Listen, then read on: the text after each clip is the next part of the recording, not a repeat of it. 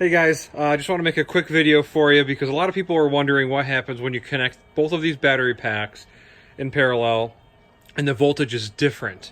So I usually try to keep it pretty close to the same, but right now there's a little bit of a difference, and I wanted to show you guys what happens because it seems to scare a lot of people. So right now the RAV4 pack is at 349 volts. This pack is 359 volts. You can look right on there, 359 volts, and they are currently connected.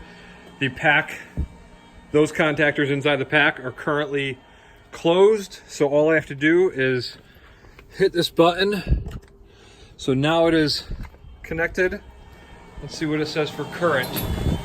18 amps, 17 amps, and it drops pretty quickly. And as you know, 18 amps is no big deal at all.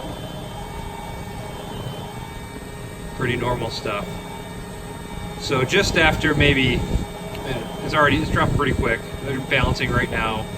So I would guess 10 minutes or something, and these would be in balance, same voltage. And I have done bigger differences, and if you guys care, I could do another video with a larger difference and see what happens.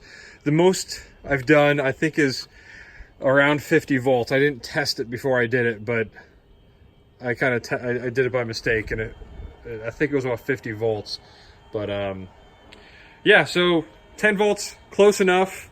I think we could do much bigger of a difference and still be fine. But hopefully that answers any questions maybe some of you might have possibly had.